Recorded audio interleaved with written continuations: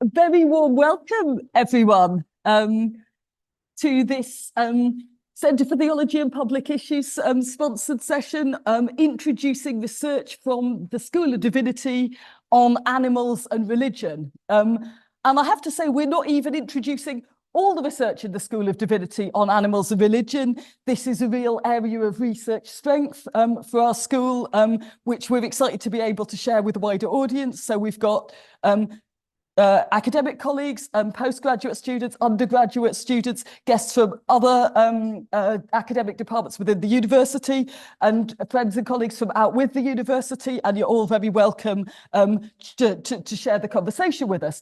On display on the screen behind our speakers at the moment, or about to not be, because we're going to move on, but you have been seeing a small selection of work produced by undergraduate students on the course Christians and Other Animals. Some of those students, though, maybe are present in the room and are very welcome too. I'd also like to extend a warm welcome to folks who are joining us by Zoom.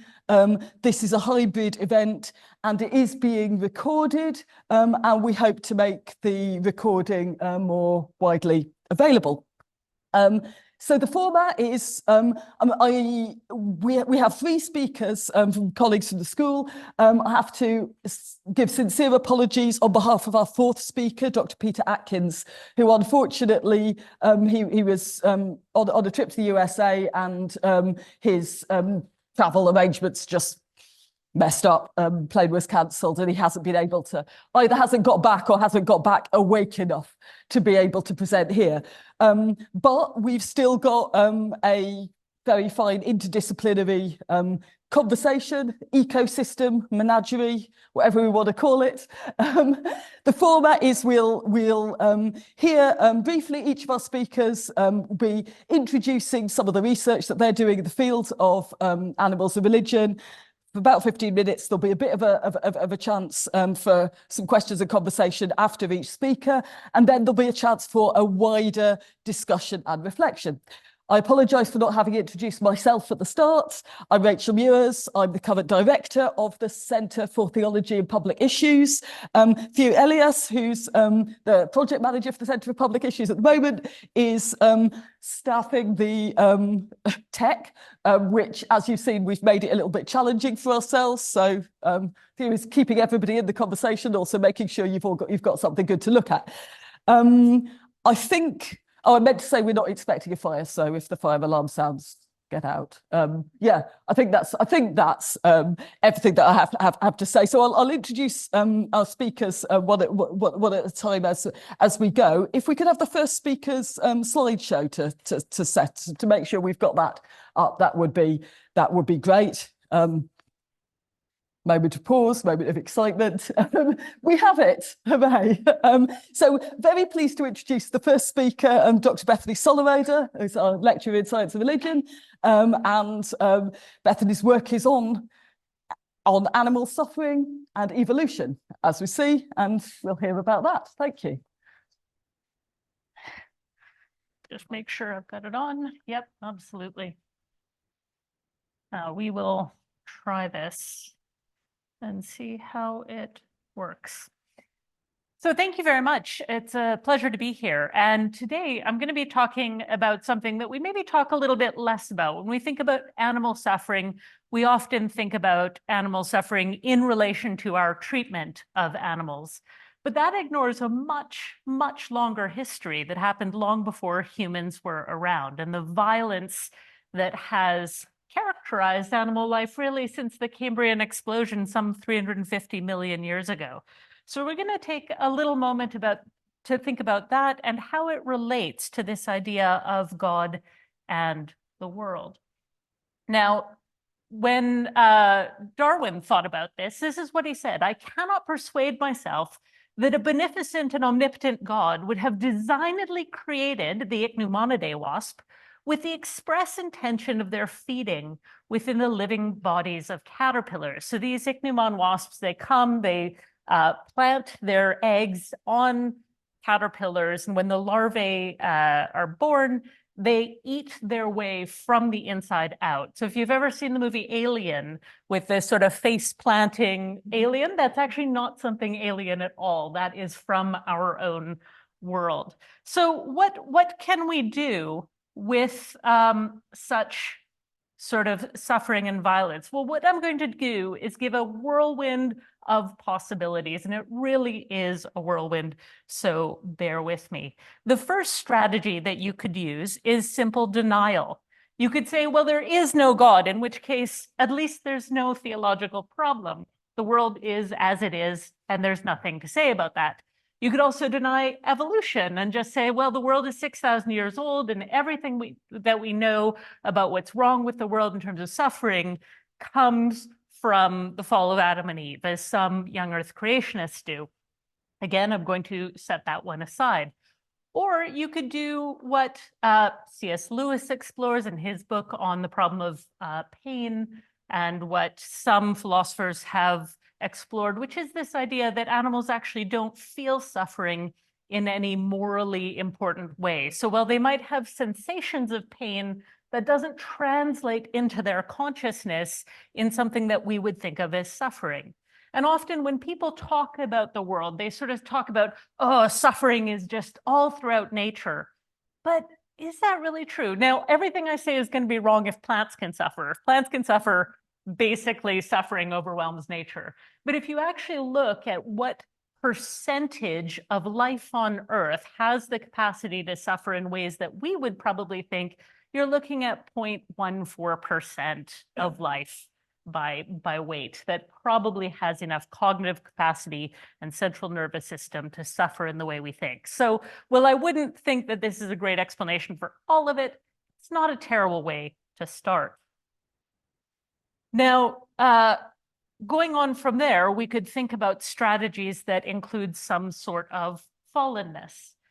And so these begin with questions like John Calvin. You find this in the Reformers, where they are saying things like, all created things in themselves blameless, both on earth and in the visible heaven, undergo punishment for our sins. It has not happened through their own fault that they are liable to corruption. There is some deformity of the world which proceeds rather from the sin of men than from the hand of God. So for Calvin, it's quite a clear thing that all the evils of the present life, which experience proves to be innumerable, have proceeded from sin. So easy way to articulate why there's a problem in the world, but there are some chronological issues with this. And we sort of mentioned that at the beginning. Life is about 3.5 billion years old at a conservative estimate. You have 350 million years of animal predation. You have 200,000 years from modern hominids and only 50,000 years of behaviorally modern humans. So it doesn't seem like it explains why there's all this violence and suffering long before humans. Well, then we might want to look for agents that were around before humans. So two different strategies that are sometimes used are to say, well, maybe Satan or the fall of angels somehow influenced the world long before humans were around. And so you have people like Gregory Boyd and Michael Lloyd who make that point, that maybe some satanic agency got its grip into nature and caused nature to develop by competition and suffering rather than by cooperation and generosity. It's a possibility. A second one that runs along these lines, again, will say something like there's some fallenness that's inherent in the world, but we're not really sure. We don't want to necessarily pin it on Satan, but we want to say something like Celia Dean Drummond says when she points to the shadow Sophia, that if you have a really bright light, it has the possibility of casting a shadow. And so what we see in the violence of creation is sort of the shadow side of creation's light. Now, while that is a possibility, it does raise an interesting scientific issue, which is this idea, as Holmes Rolston has said, that the cougar's fang has carved the flanks of the fleet-footed deer. So Darwin's insight is that many of the glories of nature, the things that we really value, the skills, the agility, the intelligence, are all actually a result of this sort of evolutionary arms race. So if you hand all the hard parts of evolution, you say those are actually a result of Satan's work, how much of the goodness of creation do you also have to attribute to Satan's work? Do you end up pulling creation away from the possibility of being God's very good world? And so we have that. The other problem with that sort of an approach is the idea that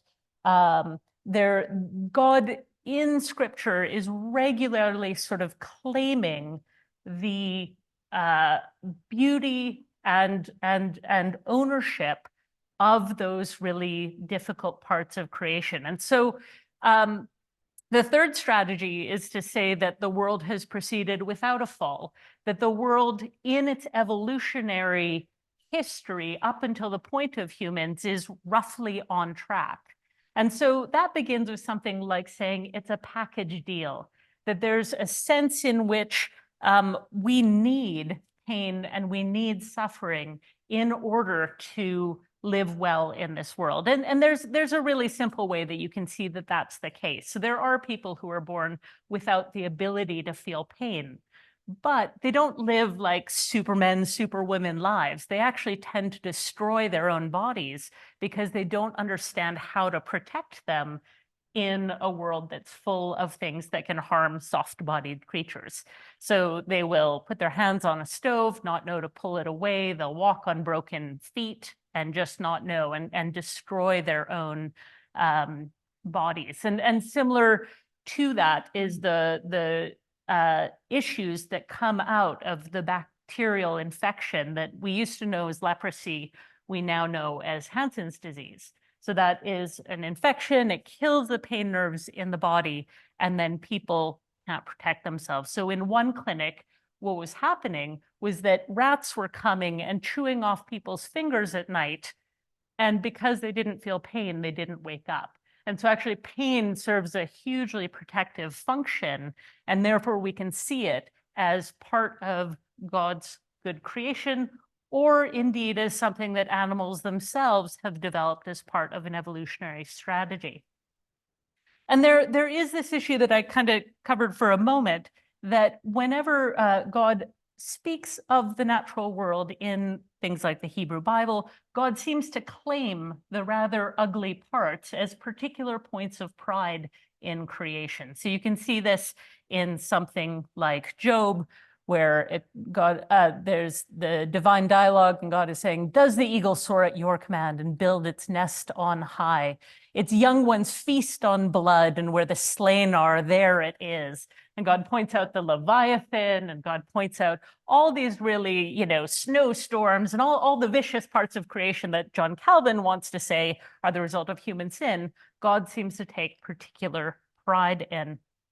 A second way you could talk about this without a fall is that it is a free process. And so what this is it's an extension of the kind of free will defense, but to animals. So while you may not say that animals have free moral will, which a few people are moving in that direction, David Clough, Celia Dean Drummond, you have here the idea that creatures have freedom to develop their own strategies of being in the world, and those don't necessarily reflect God's loving purposes or cooperation as a way forward. And so you can look at something like the very cute South Georgia pintail, which is a duck that lives nearest to Antarctica, and it is the only meat-eating duck in the world. And so if it finds a seal carcass washed up on the beach, it is happy to stick its head in and eat the raw meat in a way that we would normally think of vultures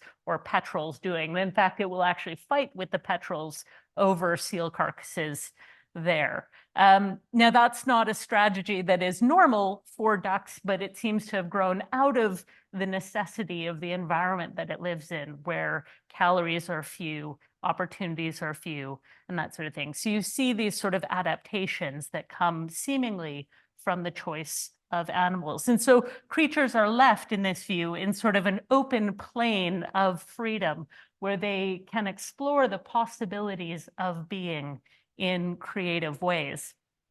And of course, since I have this sheep, which I took a picture of while I was on Iona, I just want to point out, often we're quite worried about violence when it involves actual bloodshed.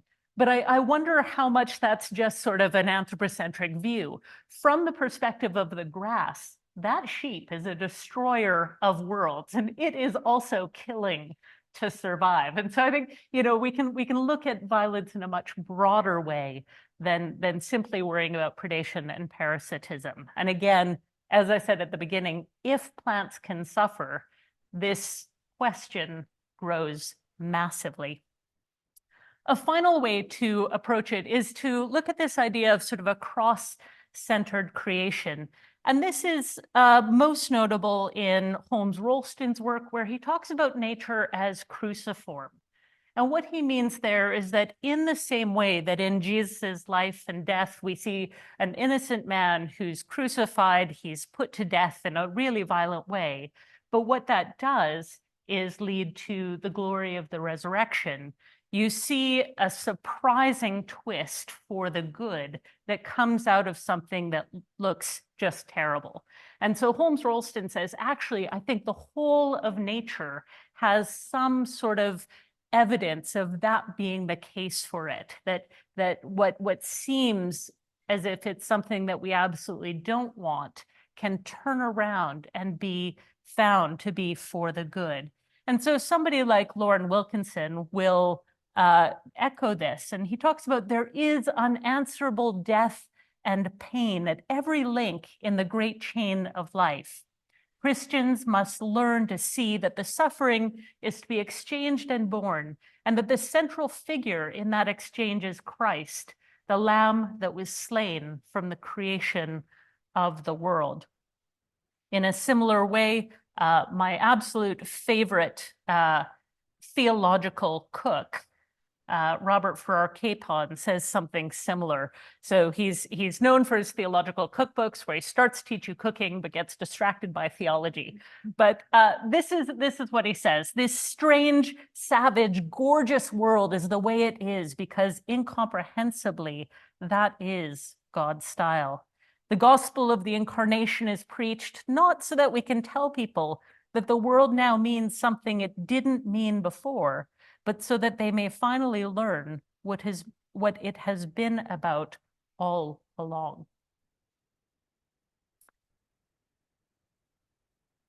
So there is the quickest whistle-stop tour of the types of approaches that are used in terms of addressing this question of how evolutionary evil before humans are around to mess things up could be approached. So thank you very much. If you are interested in further reading, there's a great deal there.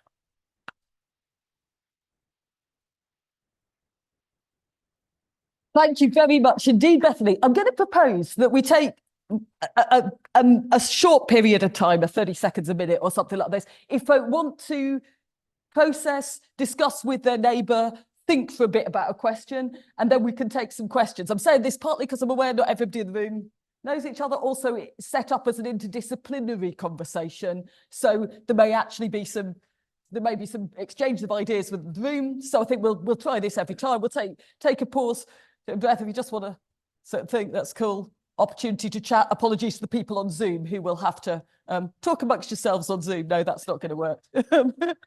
Call us back in a second. Friends, the only thing with this is that once you've got your students talking, it's really hard to get them to stop. This microphone actually amplifies, which is great. The Christians and other animal students know that in the room that I normally teach them in, there's no amplification. So I don't like to shout at people. So I'll just sort of start talking. And anyway, great. I invite questions or comments questions will be better, but comments are just about allowed because we are, some of us at least here are academics. So, but questions will be even better. And we also may have questions coming through on Zoom, which we're here from in a bit. But if you'd like to speak to... We have one right there. Oh, yes, please. Thank you. I think that's on. Give it a go. That on? Yes. Thank you. Okay. I mean, of your little list there, I must say I found C.S. Lewis the most utterly shocking of all the things that you brought before us. So, you know, they're animals, so they can't suffer. But be that as it may, where would you place things like the Yellowstone wolves, the good predators who make ecosystems work? And perhaps can we also be good predators? Yeah, that's a great question. Yeah, because I'm in the third category, the sort of without a fall, so I would sort of situate myself in the last three. I think that predation actually is a good and necessary part of the world, and that trying to prevent it, is a problem. And so it's one of the things that I've sort of brought as a critique to people who are in the middle, who think it's because of fallenness. I've said, well, if you're acting consistently, then the human job should be to stop lions from eating gazelles, because that would better reflect God's intention for the world. And they say, well, you know, that's priority 150,382, but yeah, it would make the list. And I just think that is not the case. Does it make the possibility of us being good predators? I think so. And so I don't support sort of eschatological vegetarianism, etc., as an ontological point. As a response to our particular moment, when there's more than enough, human predation going on, then I'm all in favor of vegetarianism as a way to respond to our crisis. Thank you. Please, at the back here, yeah. Sorry, I'm going to have to... I'll see the mic. Yeah. Thank you. Sorry. Thank you. That was really interesting. It's something that I've never really thought about before. I'm curious about what you might call like the pre-fallen state, where in Genesis 1, the humans are given the task of subduing, and even in Genesis 2, they're gardeners. So there is a sense of at least struggle with creation. I'm just kind of curious, like where that might fit within this idea. Yeah, that's great. So I think we are trying to do a couple different things. One, we're trying to understand what did those texts mean in their original kind of context, and then how do we use them today?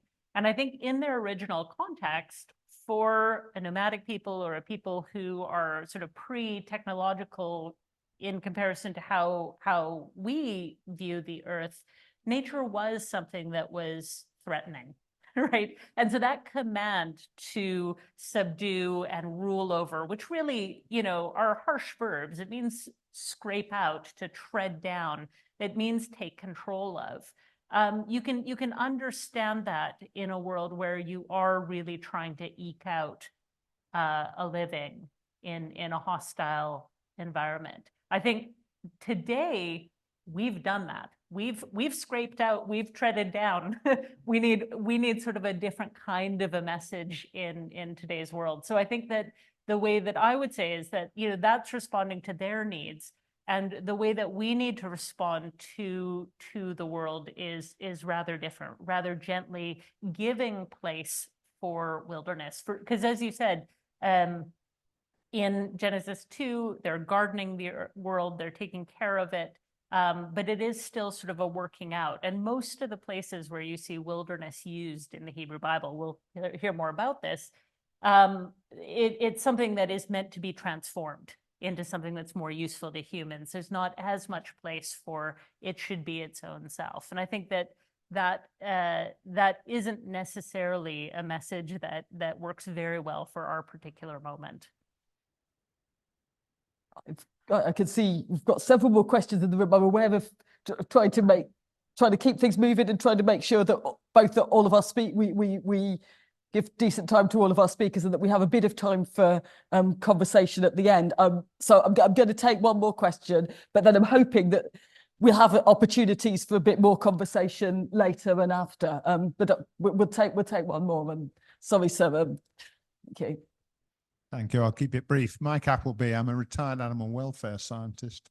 And one thing I think you need to mention in a review like this, at least in brackets, is the differences between different animal species.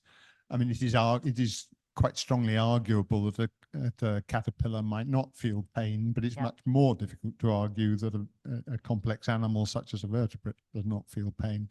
And that affects the picture of how things fit together. Yeah, and that's why I don't completely dismiss the no animal suffering, because I think quite a few of, you know, Darwin's sort of squeamishness about the caterpillars probably doesn't have that much merit, because I'm not sure that caterpillars. Yes, yeah, absolutely. And so it's a matter of sort of discernment as you work through. Thank you. Thank you very much, Bethany.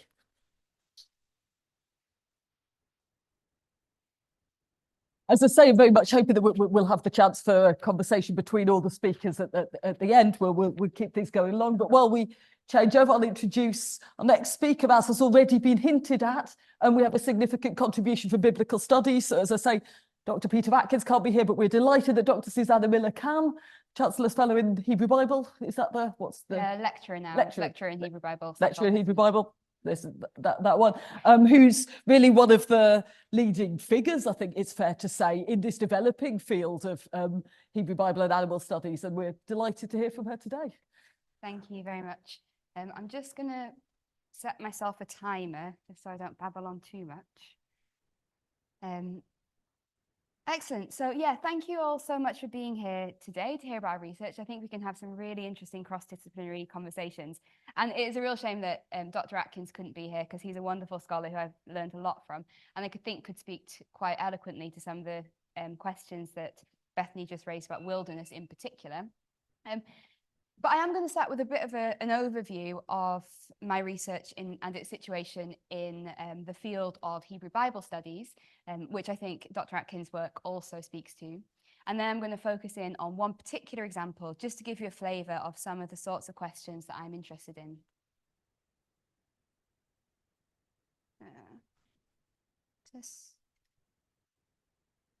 There we go. Excellent. So overall, my aim in my work is to kind of complexify the sorts of narratives that we invoke when we talk about what the Bible says about non-human animals, particularly this dominion narrative, which we've already heard about in our conversation just now, which is very, very often the first place that people go when they think about biblical animals. And understandably, given that that's page 1 of the Bible, we hear the creation story, we hear the commands to rule and subdue, and so that's the frame of reference people often bring when they think about the Bible and non-human animals. However, I want to say that the Bible presents much more than simply a dominion narrative. On the one hand, those texts in Genesis 1 through 3 can be interpreted in multiple different ways. And on the other hand, there are many, many texts in the Hebrew Bible and the New Testament as well, though that's not my focus, which say something very different about non-human animals. We've already heard about the divine speeches in Job. This indeed is a Blake illustration of Leviathan and Behemoth, some of my favourite illustrations there. But many other texts as well, not just the sort of classic examples, will give quite an alternative story about non-human animals, their role in creation, their relationship with humans. So that's kind of the overall vision of my work. More specifically, I'm interested in thinking about animals as players within society. This, I should say, is particularly domestic animals, but also wild animals figure in this equation to some extent as well. And as a historian, I'm thinking about ancient agro-pastoral societies where people's lives would have very much been structured and regulated by patterns of agro-pastoralism, which would have involved human-animal relationships. So both space and time in ancient Israel and Judah would have been structured largely through relationships with animals. So in terms of space, household architecture would have been constructed to give room for animals within your home. Time would have been structured according to the rhythms of the agricultural year, with times for shearing and birthing, daily routines of feeding and care, and things like this. And in those structures, humans and animals would have developed relationships of different species of sentient being living and working together. As players within society, I'm particularly interested in the second point there, which is that how animals are caught within power dynamics within human societies. So I look particularly at work on intersectionality in this regard, which some of you may be familiar with. If you're not familiar with the metaphor, just imagine a big road intersection, like a spaghetti junction or something. And each one of those roads is a power dynamic. So we might have race, class, gender, all intersecting. And one of those intersections, one of those roads can't be taken in isolation, but must be understood in relation to the others. And I want to say that actually, in many ways, we should consider species as an intersection as well. Because the multiple media which have been used to subjugate certain people groups are also applied to animals. In fact, they often will borrow from the techniques that have been used for animals, and they're entangled in very complex ways in the contemporary world and also in the ancient context from my perspective. So one concrete example of this, I recently wrote an article about animal domestication and slavery in ancient Israel and Judah and their context. And I looked at how actually slaves and domesticated animals were treated in very comparable ways in terms of the economic structures, the social institutions, material realities, psychological justifications. So in all these multifaceted ways, you can't understand the one institution in its wholeness without also attending to the other. This, of course, brings in matters of ethics and justice, not least matters of ethics and justice for the animals themselves, but also for those marginalized people groups. We might think of something like dehumanization as a strategy to remove humans from category of full humanity, and therefore to legitimize treatment against them, which speaks into this discourse as well. So that is a bit more specific. To give you a really specific example, I want to just look at one case study from my most recent research. So I'm currently writing a book on, it's provisionally titled Power, Intersectionality and Animals in the Books of Samuel. And the books of Samuel are not kind of a classic place that people have gone to look at animals. People often say, oh, are there any animals in Samuel? And yes, there are. They're all the way through the book. And the specific example that I want to look at relates to King David and his affair with Bathsheba and Uriah, which is quite a familiar story, you may know it. So in the story, David has sex with Bathsheba, who's married to Uriah. He gets in a bit of a panic about this and consequently kills Uriah, who's Bathsheba's husband. David is then condemned for his actions. However, it's not a straightforward condemnation. Instead, the prophet Nathan comes to him and tells him a parable. And this is the text that I want to focus on today. It's just a very short text, as you can see, but I've chosen it because it brings in lots of these different power dynamics, and also brings in both sides of the ethical equation, which I meant to say before, actually. So when I'm talking about ethics and justice, I don't just mean just the negative or just the positive. So in my work, I look at the negative side about how power might be abused, or how injustice arises, but also the positive side of examples of compassion and, from my context, interspecies justice. And I think this parable gives some really nice examples for us to think about. So I'll just read the text and then do a bit of analysis. So the text says, and the Lord sent Nathan to David. Nathan's a prophet. He came to him and said to him, there were two men in one city. One was rich and one was poor. To the rich man belonged very abundant flocks and herds. But to the poor man belonged nothing except one little ewe lamb which he'd bought. He kept her alive, and she grew up with him and was with his sons together. From his morsel she would eat, from his cup she would drink, and in his bosom she would lie, and she was to him like a daughter.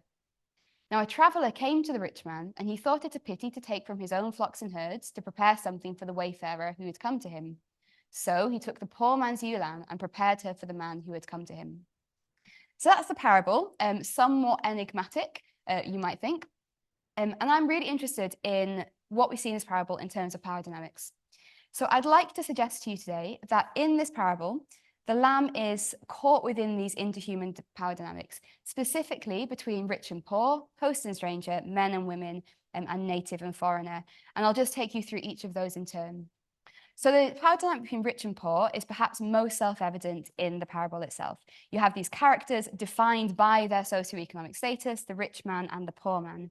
And then their socioeconomic status is itself defined by their relationship with non-human animals. So the rich man is described as having very abundant flocks and herds, which perhaps reflects a situation of agricultural intensification, these growing estates in ancient Israel and Judah, which were monopolizing resources and consequently having knock-on effects in terms of the wealth disparities between people in the society. Contrasting that, you have the poor man, who's described as having one little ewe lamb. So she's very young, she's very small. She probably hasn't started to lactate or give any of her milk yet. So he's short on economic resources due to his lack of animal wealth. And the rich man in the story exploits his relationship, his power, by taking from the poor man rather than taking of his own. And this, I think, also relates to some interesting work that's been done on the distribution of meat resources in the archaeological record, where people have looked at different status areas in ancient Jerusalem, for example, and seen how the more wealthy people did have greater access to better quality meat, whereas the poorer people, there's very limited meat consumption going on there. And in this story, the rich man just takes the meat or the lamb. He does this, of course, because this traveller comes to see him. And this brings us to the power dynamics between the host and the stranger, which would, in this context, have been regulated by hospitality codes. So if a traveller came to you, you would be socially obliged to give to them, particularly to give from your own possessions to them, to signify your generosity, your self-sacrifice, and to provide for them. And it was a very important code, which we find reflected in multiple biblical texts. Often that would involve giving animals. So Genesis 18, you have the story where Abraham has the travelers who come to him. He gives the best calf to the travelers. Here, the rich man, to some extent, obeys these codes. He does feed the traveller. Yet on the other hand, he doesn't do it in the proper way. He takes from the poor man rather than giving of his own. And in so doing, I suggest perhaps he's demonstrating and exploiting his power not only over the poor man, not only over the lamb, but also over the traveller, because he's not giving into these the proper semiotics of hospitality there.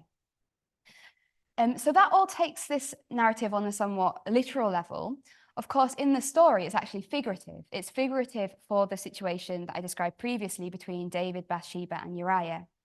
And many people have said the most obvious interpretation of the parable is that the lamb is figurative of Bathsheba. David has taken her just as the rich man has taken the ewe lamb in the story. And if that's correct, then that says something really significant about the relationship between women and domestic animals, particularly in how the sexualized flesh of the woman Bathsheba, which is consumed by the monarch David, is figured with the edible flesh of the lamb in the story that's consumed by the rich man. And I'm thinking here particularly of work by people like Carol Adams with the sexual politics of meat, if any of you are familiar with that, and how sort of the sexualized woman and the edible animal become coalesce in many historical situations. Adams looks at contemporary situations, but we can track it all the way back to the ancient world as well. And so that brings this lamb into this dynamic between men and women. And finally, there's one final dynamic I'd like to consider between natives and foreigners. So that's one possible interpretation, that Bathsheba is the lamb. Another is the suggestion that Uriah is actually the lamb. And multiple scholars have said that the parable is supposed to be multivalent, that we're not just supposed to find one singular reference for it. Actually, it speaks into multiple dynamics that are going on within the wider storyline. So there are a few reasons why we might think that Uriah is the lamb. For example, the lamb here is said to eat, drink, and lie, which is precisely what Uriah has been said to done in the previous chapter. Also, the lamb is killed. Uriah is killed as a kind of obvious point of comparison. So if that is correct, then we have Uriah, who is described multiple times as being a Hittite, that is to say a foreigner, is the one who's being animalized. And indeed, we find throughout Samuel, and also in the contemporary world, many examples of the animalization of foreigners as a kind of mechanism to delegitimize them as objects of moral concern and to justify their maltreatment. So you can see then that in multiple ways, these intersecting power dynamics implicate non-human animals, specifically this little ewe lamb in this story. So that's kind of the negative side of these justice issues. But I'd like to finish by thinking about the more positive side, which is that the lamb provides an example of interspecies compassion.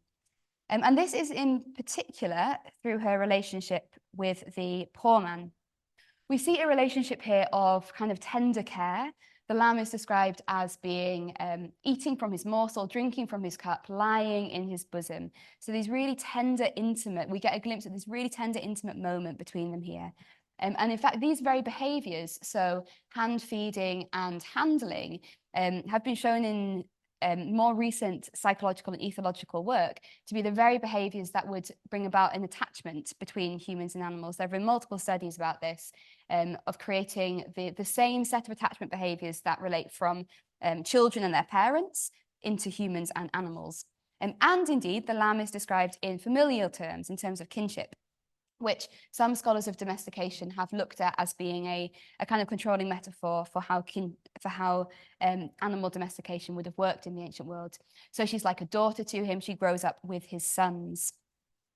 Of course, none of this actually protects the lamb, I should say. She is killed. And yet it has resonances as the story develops. Because after this, David condemns the rich man. The lamb has provoked this moment of ethical revelation in him. And he condemns the rich man precisely because, quote, he had no compassion. So David himself is invoking this compassionate care discourse in the midst of these power dynamics and bringing that as an ethical reflection into the situation. So that's just one little case study of the sorts of things that I do when looking at biblical texts, thinking about these power dynamics and both sides of justice that are so relevant in our ancient world, but have a huge historical legacy in the ancient world, and also are refracted through these biblical texts. So I think that's about enough from me. Thank you very much for listening.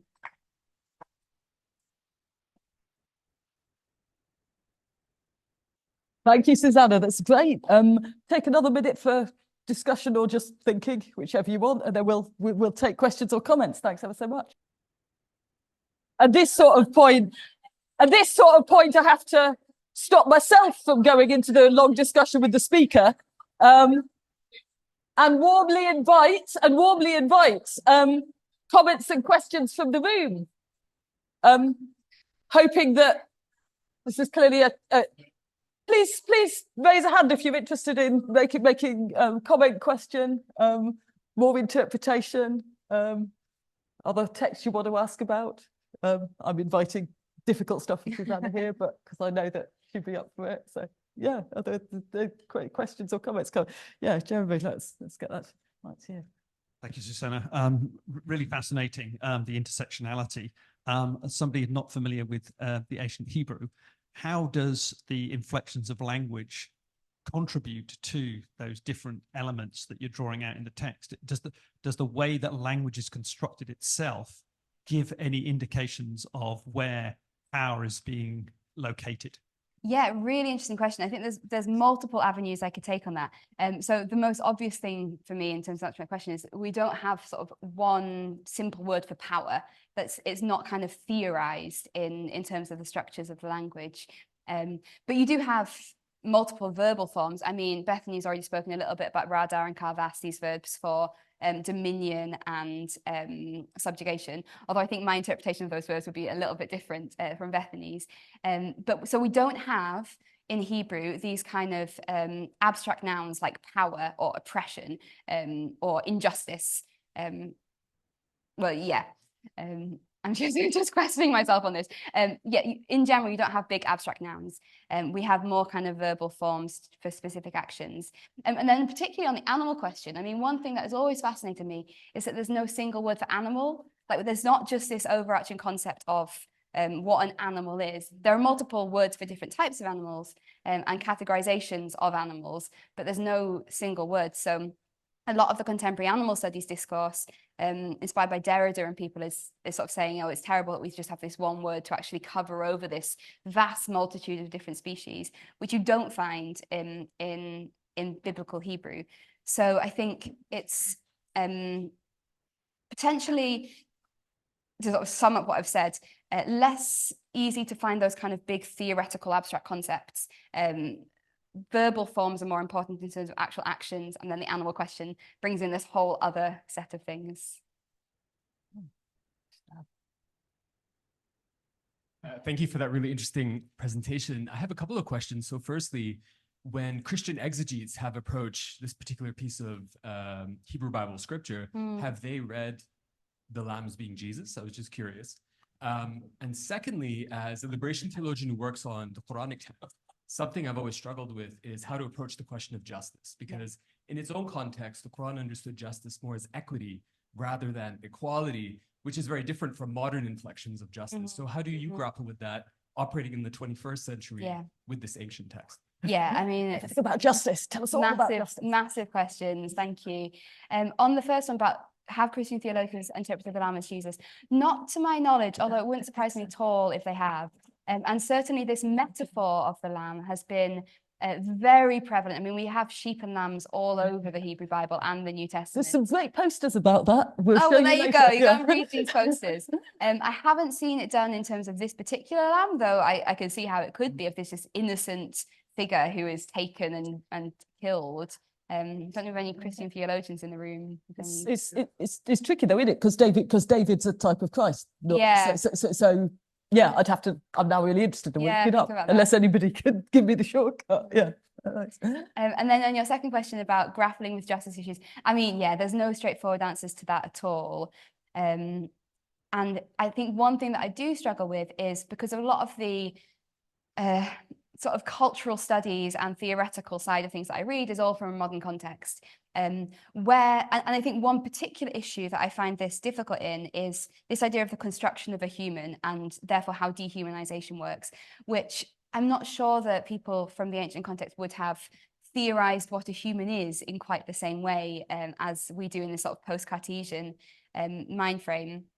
So I think that it is really important to be aware of those differences of what you're bringing from the modern world to the ancient text.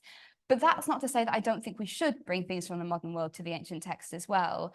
I think we all read from somewhere and we all have our own frameworks and ethical modes that we bring to a text. So I think as long as we're kind of self-aware about doing that, I think that for me is key. It's knowing what you're doing and why is super important from my perspective. Time for another question if there are any. Is there a question on nothing coming through on Zoom? Just double checking that we sorry, a friend here hasn't asked a question, so good priority. Thank you. It was a very interesting presentation. I have a question about the interpretation that you introduced about Samuel book. So if we understood the Lamb as Eli, who can we understand? Who would be the woman? Yeah. So this is one of the things about the parable, that no matter which set of reference you try and pin it onto, it doesn't work. There's no one-to-one correspondence. And the way that people have tried to explain that is by saying, well, it's not supposed to be too close, because if it's too close, David's going to figure out that actually Nathan is talking about him, and then he won't fall into this trap, because it's a trap, because Nathan goes, "You are the man, David," and it's all very dramatic. So yeah, it doesn't work exactly. People who have looked at this, so Vesalius, I think in the 1980s, wrote an article where he argued that Uriah was the lamb, and he said that the poor man was Bathsheba. Which obviously plays with gender, which is an interesting inversion. But then there's problems with the Bathsheba one as well. If Bathsheba is the lamb, then who's the wayfarer who comes? Because it's David who consumes her, it's not the rich man. So whichever interpretation you go down, it doesn't work entirely, which is why I kind of think it's persuasive that you actually have multiple possible resonances going on at the same time. I should also say that some people have looked at other stories. So the Nabal and Abigail affair has been interpreted in light of the parable. The Michal story has. The later thing about Absalom and the concubines, they've all been interpreted in light of the parable. So yeah, there are multiple ways you could go with it, none of which work entirely. Keep things moving along, and apologies, I know there are folks who still have questions, and I do hope you'll have the chance to discuss them with the speaker later. Thanks ever so much, Suzanna. And it's really striking that lots of questions about method are coming up here as well, just how we think about these questions of animals and religion, how we think the different approaches to animals and religion together, how we integrate the ancient textual studies, the history, the hermeneutics, the theology, the philosophy, the ecology, psychology, so on and so forth. So this is one part of what we hope for this session, so that's great. And just now we add further levels of complexity and interest. So that the next presentation is from Dr. David Grumett, who's a senior lecturer here, whose work is on animal theology and farmed animal welfare. And I want to mention specifically that David's been engaged in a lot of impact public engagement work in this area. So one of the things that we wanted to bring here as well, especially as a Centre for Theology and Public Issues, was some of the ways in which really kind of concrete questions about public policy can be impacted by research in this area. So David, welcome. Thank you. Thanks very much, Rachel. Yes, so I'm speaking about animal theology and farm animal welfare. So just on the title, I don't have much of a difficulty with the phrase farm animals. Some people do, and they prefer to use farmed animals. But it seems to me that because the animals we have now aren't simply taken out of the wild and put into a domesticated setting, but are in that as the result of many centuries of breeding and development of cultural practice, they are normally farmed. So that's why I'm happy to talk about farm animals. This might, though, seem like a rather odd conjunction, because if you speak with animal welfare specialists, theology and religion are typically viewed as bad for animals, for the specific reason of non-stun slaughter.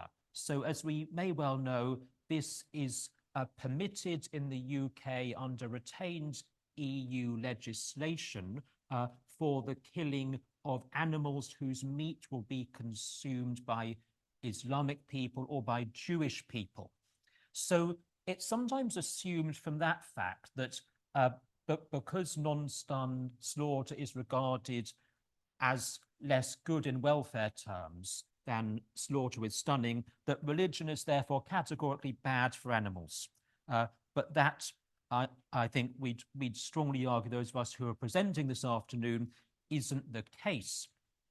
In fact, the slaughter method described in the Hebrew Bible, the neck cut, was probably the least painful method available until the development in the 19th century of mechanical stunning methods. Indeed, if we look at the RSPCA, the Royal Society for the Prevention of Cruelty to Animals, and its Scottish equivalent, both of them were founded in the sort of 1820s, 1830s, as Christian organizations. And the RSPCA, several years after its foundation, actually declared we are an exclusively Christian organization operating on exclusively Christian principles. So maybe the interest that we're evidencing this afternoon, this conjunction between theology and animal welfare, isn't so much a novelty as a return to a connection that was sort of very present in British thought a couple of hundred years ago and exported widely. So what sort of principles for sort of practical animal welfare might we draw from the Bible and theology? Well, if we look in the Hebrew Bible, that there is a sort of unremitting discourse, really, that animals that are offered for sacrificial purposes should be unblemished, whole, entire. So you shouldn't cut bits off them. And we do a lot of that in modern farming for a range of good and less good reasons, a lot of them less good ultimately. So if we run with this principle that animals should be left entire, how might this challenge some of our contemporary practice? Well, firstly, it's very widespread practice for male farm animals to be castrated. So this is for a range of purposes. it's perceived to help manage difficult behaviors. It's enables farmers easily to control breeding. But is it actually necessary? If you sort of physically segregate animals, you can control when they breed without starting to cut bits off them. And maybe you don't even need to do that. Behind me, I've got a photo of a very much entire bull from the Chillingham herd, which is a well-known medieval herd in Northumberland. And they are not castrated. They breed year round, and it all works fine.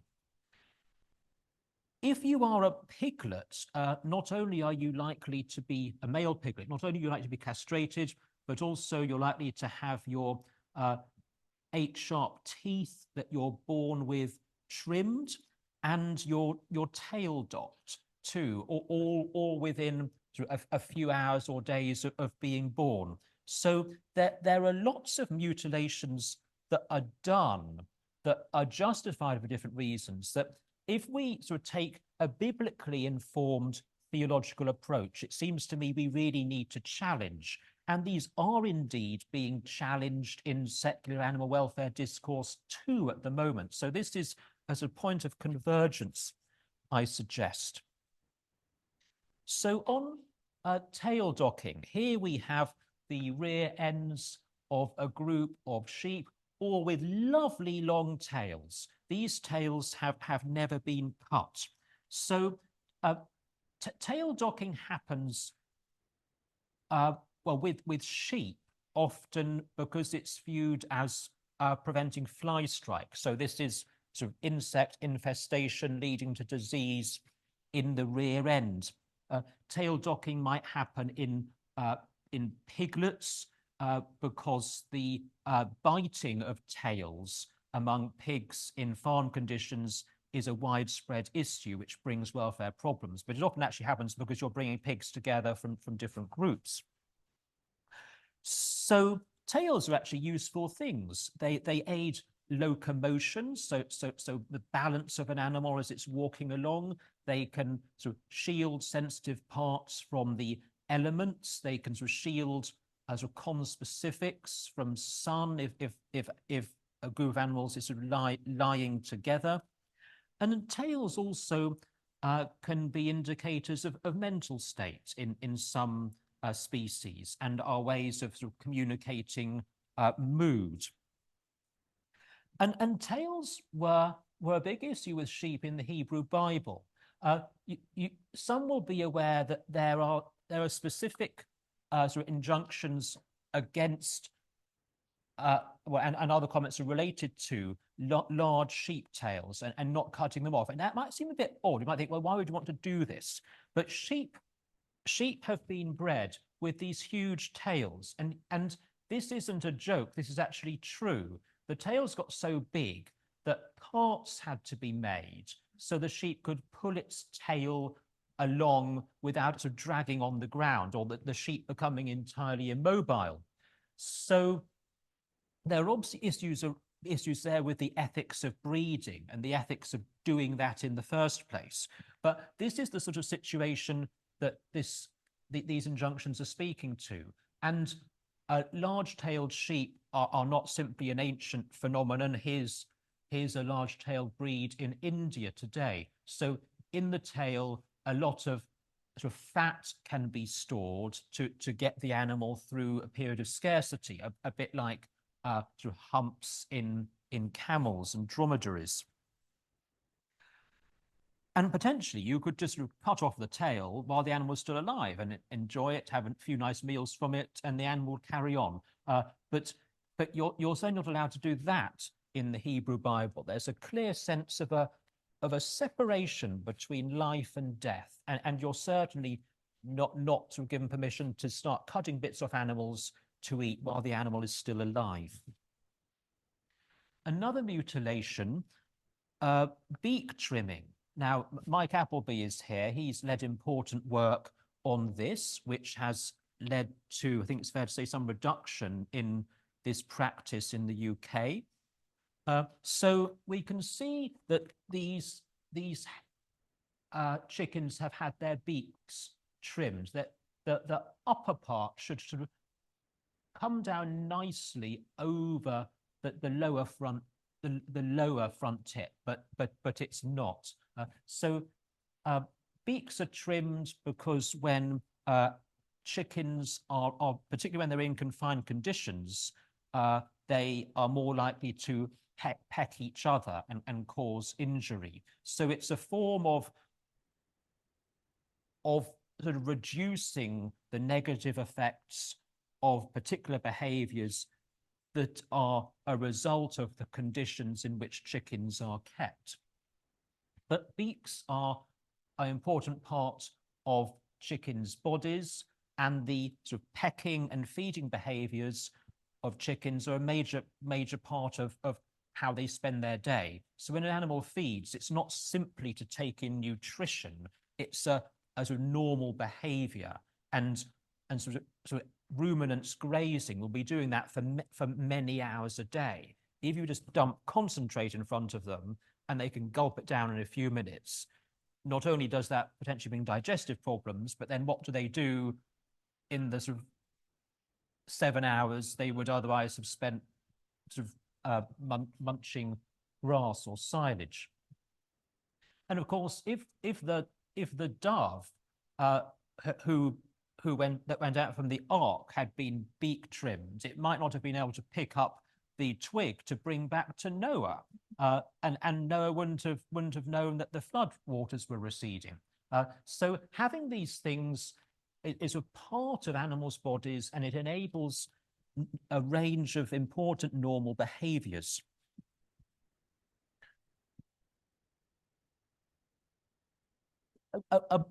Farm animals are group animals. They live in a group.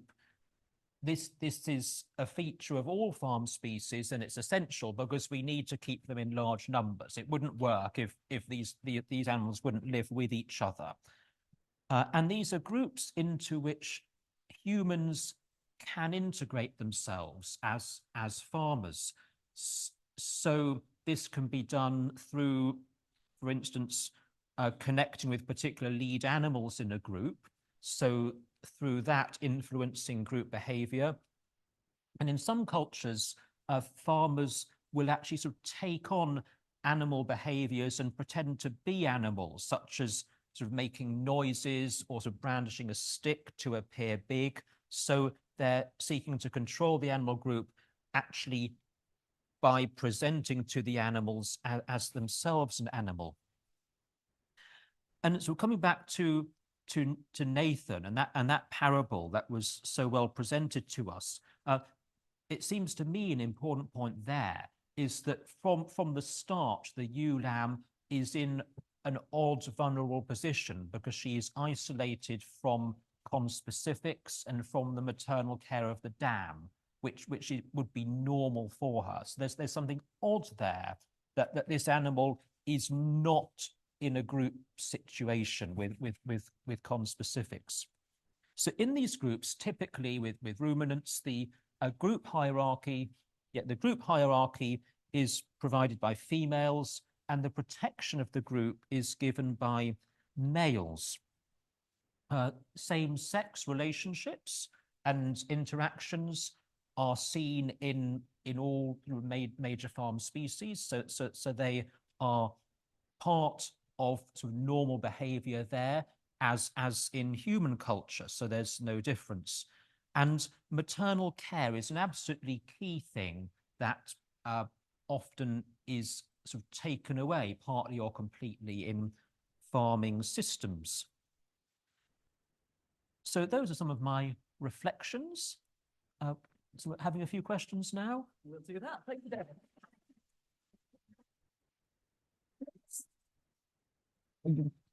We'll do the same again. We'll have a minute or two for thinking, processing questions. We'll take some questions, David, and then I think we'll move straight into if there's wider questions or discussion. So I don't know if if the other speakers would like to come forward as well, but we'll give it a chance for questions to David first. So we'll give a little pause for that. Little pause to discuss slides. Great, folks. Can I invite questions, comments to David first, and then we'll attempt to move seamlessly into a more general discussion before moving through at 5:30. Any questions, comments, thoughts to David? Oh yes, one at the back here. Thank you. Thank you. That was really interesting. I'm curious about this idea of the unblemished animal in the Hebrew Bible, because that seems to be more for sacrifice rather than general animal welfare. And I think it's the same word for to be morally blameless. So I think it's kind of those ideas are paralleled. I just wondered how you yes, the point about the sacrificial economy is a really important one, so thanks for raising it. I've had some good discussions about this with Peter, who unfortunately can't be here. Now, if one thinks of the importance of animal sacrifice, particularly at Passover, some people have sort of done the maths on this, and the number of lambs that would have needed to have been sort of killed, only a very small proportion of those could have been done in the temple area in the time allowed. So the sacrificial legislation, therefore, it's been argued, I think to me, sort of justly, that it would actually affect the wider economy. And farmers like to keep their options open. I mean, if you're a farmer and you sort of tail dock your animal, you castrate it, it then couldn't be used for a sacrificial purpose. It might actually not ultimately be used for that purpose. But if you're closing off that possibility, that is not good in terms of sort of your business. We might have some more comments on this. But yeah, I would see the sort of sacrificial logic and the ways in which it said animals should be treated as sort of having quite a wide influence on farming practices. Yeah, we've got. I'm good. I might jump in with a question and to give others some. Oh, sorry, I've got a question here, please. Yeah. I was fascinated when you said how people would not cut a bit off an animal and let it carry on living and eat it. And I think that you're touching on the sort of inhibitions that we actually do still retain. I think that immediately starts, we start finding common ground with what might seem to be ancient or primitive cultures. We have just the same sort of level of inhibitions and indeed, how difficult is it for farmers to move on from those practices, the tail docking and the beak docking? And it probably takes a few generations to do that. Sure. You can't just stop doing it in the middle of a culture that expects it. Yes, and there are perceived welfare gains, as I tried to communicate in my presentation. But yes, whether they are real and is debatable, and particularly if one changes one's sort of farming system so that the things that make them necessary are eliminated. About the ways in which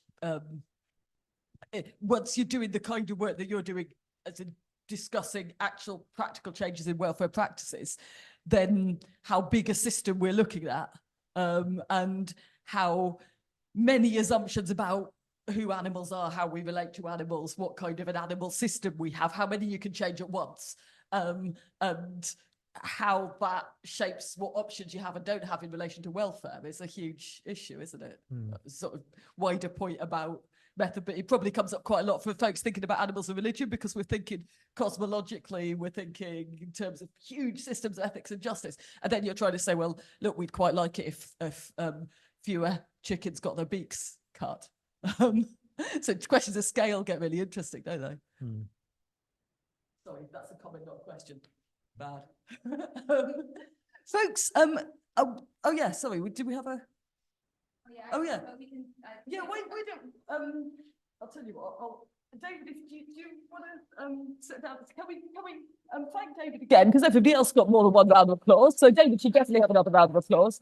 I was going to we'll finish at past, but we've got a bit of time for conversation and discussion. And I didn't know whether anyone wanted to comment on each other's presentations, comments, or raise questions. So that we'll do that for a little bit, and then we can maybe take some more comments from the room, including the Zoom room. Suzanna, did you want to?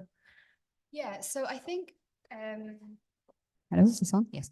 I was reflecting on how we decide which bits of our sacred texts for religious folk should be applied in modern circumstances. Yeah. And I mean, as a biblical scholar, I'm very much I don't ask that question. And so I'm really interested to learn from the theologians in the room how you'd answer that. So in the case of the animals with blemishes, I'm thinking particularly of Leviticus 22, which talks extensively about this, about how you shouldn't offer animals with blemishes. But then Leviticus 21, which comes immediately before it, talks about how priests with blemishes aren't allowed to go into the holy space. And lots of scholars of disability have said, well, that's actually really problematic. If it's barring certain disabled persons from going into the holy space, we don't want to have that as our normative practice. So why is it that we should, potentially, you might disagree with this, reject Leviticus 21 while accepting Leviticus 22? Is it just our own ethical judgments? And if that's the case, then why do we need the Bible at all for those questions? That's great. Yeah, I suppose I'm wondering how the so-called blemish has been caused. I mean, is it congenital? Has it been inflicted by a person or by some accident? If by a person, for what purpose? I suppose with the animals, there's a clear sort of relationship of what in modern welfare terms, in terms of the 2006 legislation, we call duty of care. So if I'm a farmer or responsible for animals, I have a duty of care to them. And coming back to the dominion discussion, I mean, I agree. It's often been presented, the idea that humans should have dominion over animals, as a rather sort of oppressive relationship of humans to animals. But if one sort of looks at where that first occurs, humans are made in the image and likeness of God. So if humans are made in God's image and likeness, surely the kind of dominion that humans exercise should be similar to the dominion that God exercises insofar as it can be. So if one then looks at different uses of rodor through the Hebrew Bible, as we well know, they're by no means all negative, that quite a lot are neutral, some are positive. So to me, dominion means a sort of responsibility based, yes, on a sort of power dynamic, but power isn't always a bad thing. Power can be used for positive purposes. It's curious to me that given there's a biblical, the Hebrew Bible focus on the panel, but everybody's started talking about the dominion text despite that not being anybody's main theme. And there's something really interesting about what kind of overarching paradigms of human-animal relations are at play, and how we find those in religious contexts. Please, yeah, I'm sorry, I'm going to have to ask you to use the mic because of the Zoom folks. Thank you. Well, sort of following on from that, I go to St Mary's Episcopal Cathedral, and we have grounds, and we're considering how to use those grounds, and we're exploring whether we could become a community member of the Scottish Wildlife Trust. So I was interested to see if this afternoon you'd be addressing issues of animal biodiversity, of animal conservation, of sustainability. And I have heard that your other speaker might well have addressed these issues.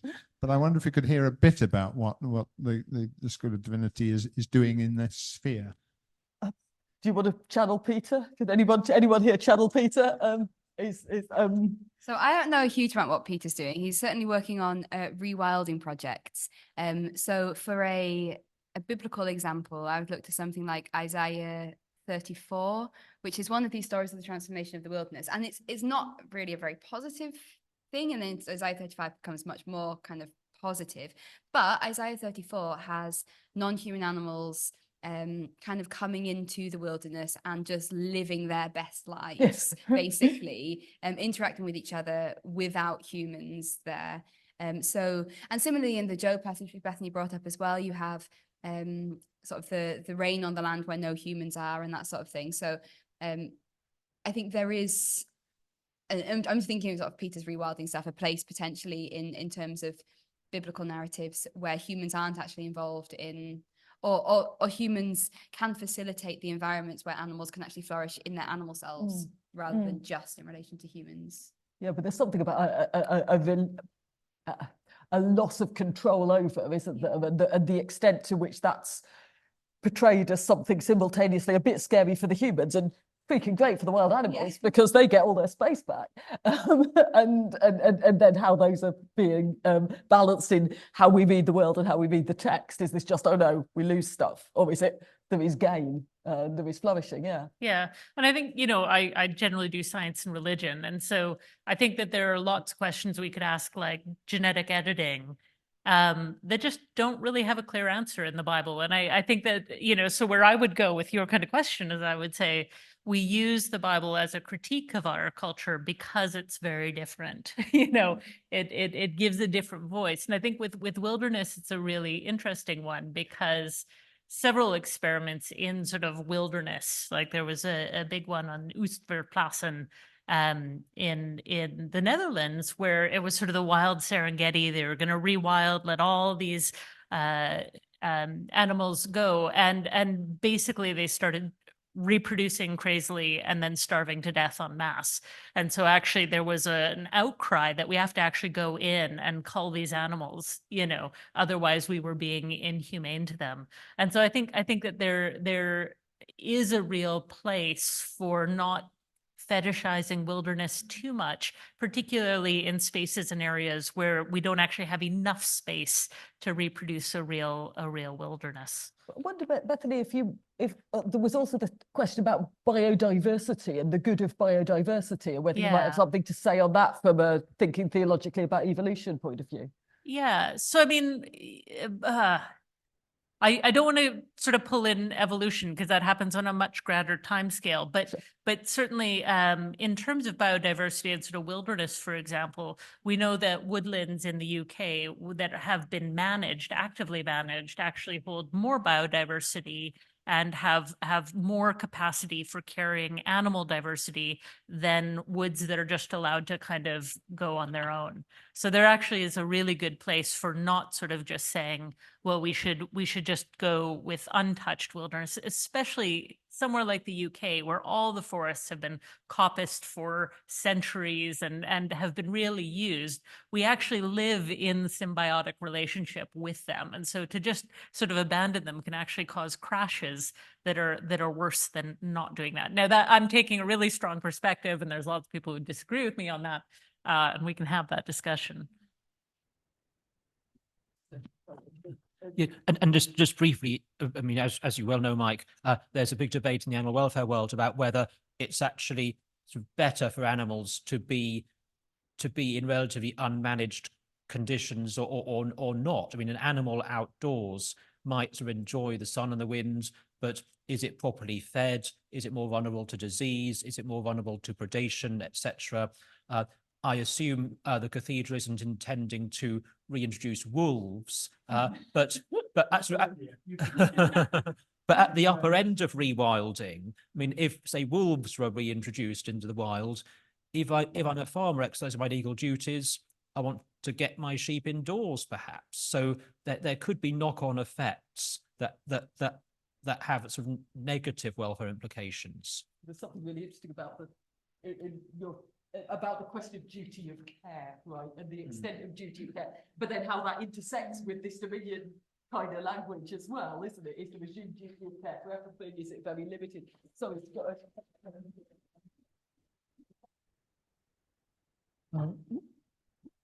what should we make of the fact, and how important is it that the Hebrew Bible applies the word nephesh, which is the soul, to animals? There's at least one case where that happens. And to me, if the animals have nefesh, then we're no longer separate. We're no longer spiritual beings higher than they are. And that comes out, for example, in 104, you know, the love of God for all animals, all nature. Yeah, I can answer this. Yeah, you're 100% right. So nefesh is the Hebrew word that has traditionally been translated as soul, and it applies to animals and humans are nefesh chaya, living souls or living beings, which I think you're right, kind of gets rid of this ontological distinction between humans and animals in terms of how their anthropology is conceptualized. I think I would pick up though on you mentioned spiritual at one point in your comments there, and I think we do think about the soul as being a kind of spiritual thing, but I don't think that's how nefesh is. It's not the same as ruach, which is spirit. It's much more an embodied thing, it seems, in the anthropology of the Hebrew Bible. So it's related to physical desires a lot of the time. It's something that can feel weak, and that relates to physical weakness.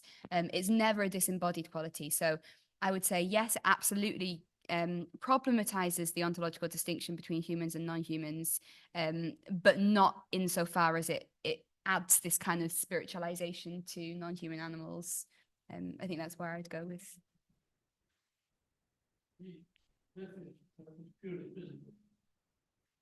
Yeah, I mean, I'm not sure I'd go as far as say it's purely physical, but certainly it's not a soul in the kind of Aristotelian sense. Yeah, I think this may be the last question we have time for, but thanks so much. Thank you very much. I really enjoyed all of these.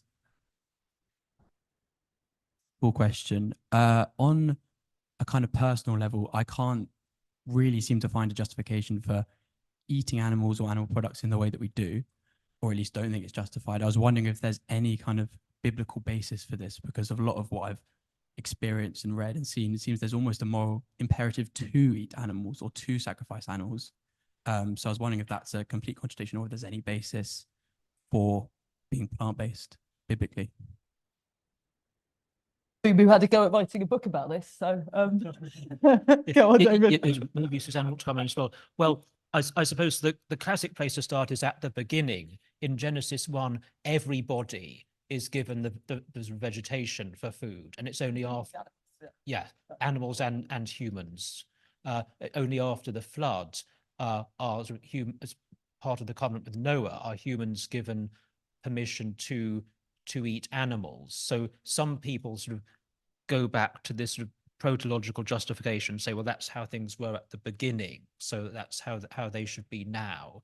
I mean, I suppose there's sort of, what was it then? There's eschatological justification, isn't there? Sort of the Isaiah imagery of the wolf lying down with the lamb, sort of predation, meat eating, being something that doesn't happen in the fullness of time, and we should take that challenge seriously now and start living that out now, rather than just saying, oh, that's something for the future.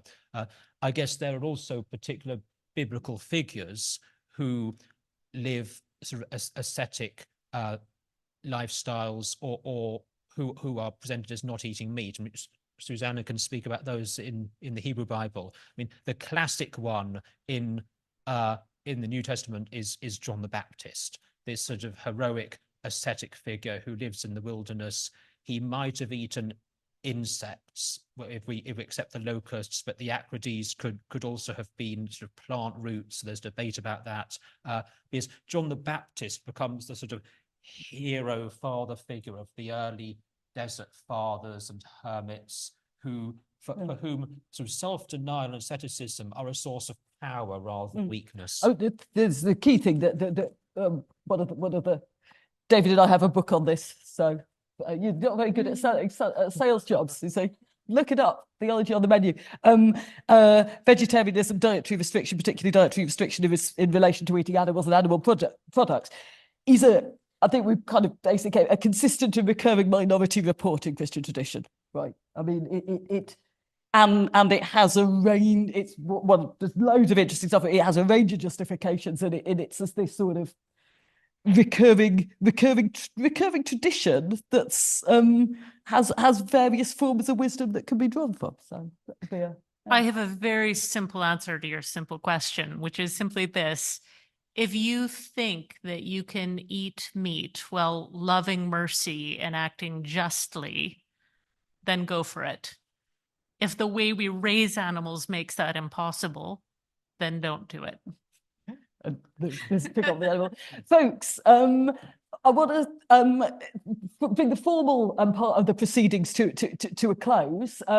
We have this room until 6. We also should have some refreshments available in the Martin Hall, and we very much hope that some folks will want to Martin Hall, Rainy Hall. So this is the Martin Hall. That's the Rainy Hall. It's been a long day. I'm sorry. I should say if you wish to receive more information about Centre for Theology and Public Issues events in general, and you aren't a Divinity student or member of staff and you don't get our emails, please let me or Theo know, and we'll make sure we add you to the list. There will be a recording of this event that will be that we will hope to make available through the Centre for Theology and Public Issues website. And if you were registered for this event, we'll make sure we inform you about follow-up. But please do stick around here and or in the Rainy Hall, have a bit more of a chat to each other and the speakers. Thank you very much to all the speakers. Thanks to you for all the support, and thank you all for coming.